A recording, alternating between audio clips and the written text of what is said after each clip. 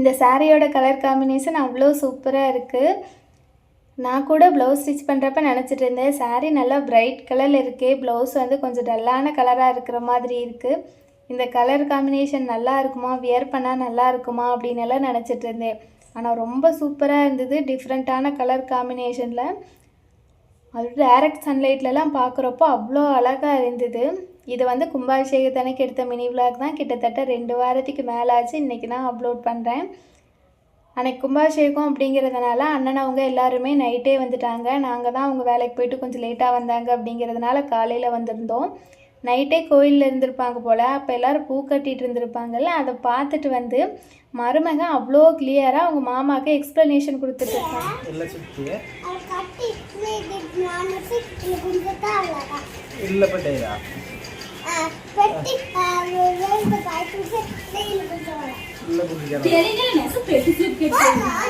அப்புறம் அடுத்த வேலைக்கு வந்தாச்சு. சரி கலர் பென்சிலை வச்சு சும்மா கிறுக்கிட்டு இருக்கானேன்னு சொல்லிட்டு ஒரு தாமரையும் குருவியும் வரைஞ்சி கொடுத்து இது மேலே கலர் பண்ணிடான்னு சொல்லி சொன்னால் குருவியே தெரியாத அளவுக்கு கலர் பண்ணி வச்சுருக்கான்.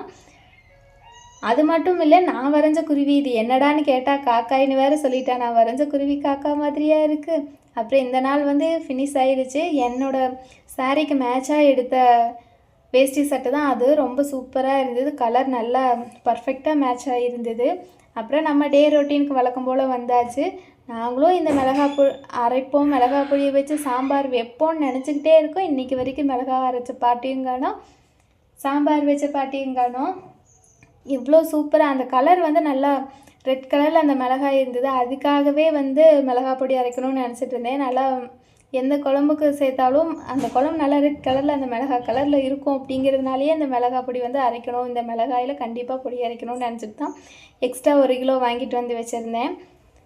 ஒரு வழியாக வந்து இன்றைக்கி அதை காய போடுறதுக்காக ஒரு நல்ல நேரம் வந்துருச்சு. நல்லா வெயில் அடிக்கிறப்பெல்லாம் விட்டுட்டு இப்போவும் வெயில் அடிக்க இருந்தாலும் அதுக்கு சமமாக காற்று வேறு அடிக்குது.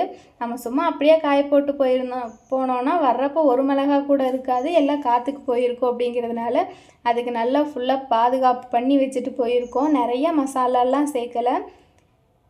மல்லி, சீரகம், வெந்தயம், துவரம்பருப்பு அதுவுமே ரொம்ப கம்மியாக தான் சேர்த்துருந்தோம். மிளகாய் நிறையா இருக்கிற மாதிரி எல்லா மசாலா ஐட்டங்களும் கொஞ்சம் கம்மியாக இருக்கிற மாதிரி தான் சேர்த்துருந்தோம்.